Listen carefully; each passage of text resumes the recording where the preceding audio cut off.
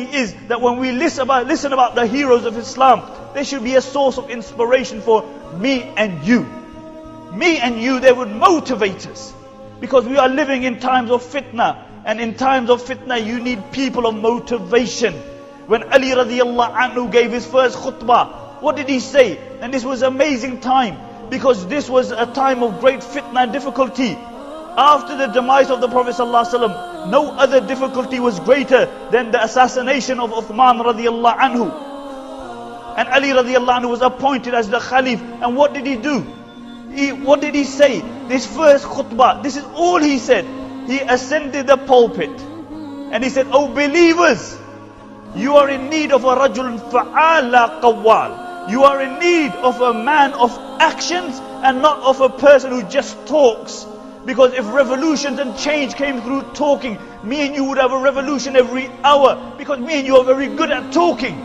But the help of Allah does not come through talking. It comes through the actions of individuals. If you want the mercy of Allah to descend, if you want the help of Allah to descend, then you have to do actions. You have to perform actions. Because this is when the help of Allah subhanahu wa ta'ala descends." And Ali radiallahu anhu said, "O people, you are in need of a rajulun fa'al, an action man. Not of people who just talk. Not the people who just talk. If we want the mercy of Allah to descend, if we want the help of Allah to descend, we have to translate our talking into actions." You know, how often do you hear Muslims complaining, "Oh, why isn't the help of Allah descending?" How often do you hear them whinging? But how many actions do we do? Has this ummah paid its zakah and then Allah withheld its help? Has this ummah prayed salah like it should have prayed and then Allah withheld His help?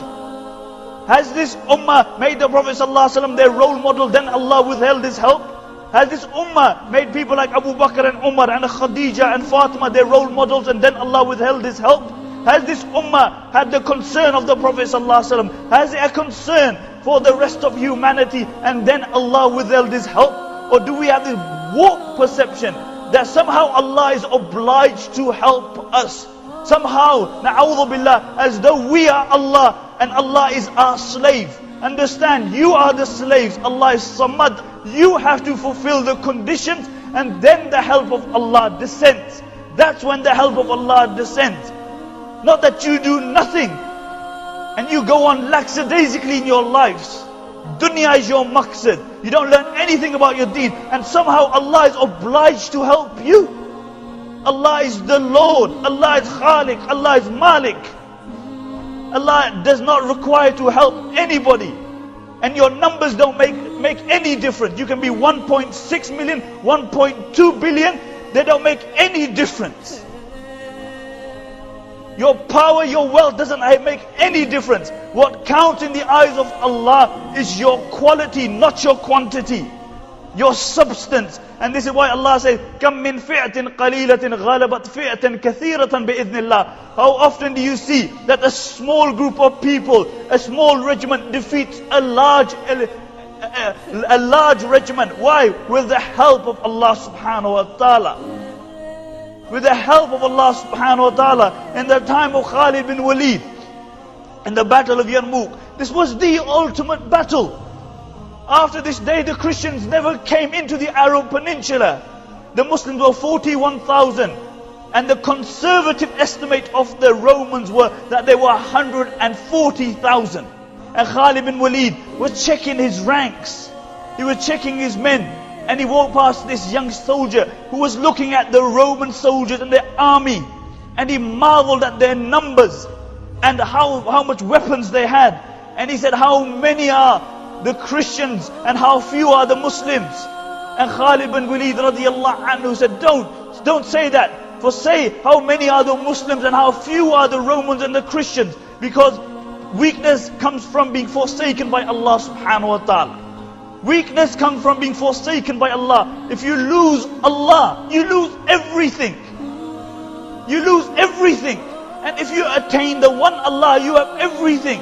After the battle of the Murtaddeen, Abu Bakr radiallahu anhu told Khalid bin Walid, now the superpower of the day, the superpower, the Persians are waiting. And he said, go and deal with them, but allow your men, those who want to go home, because they fought many battles, to go home. And Khalid bin Walid made the announcement. He has 13,000 men.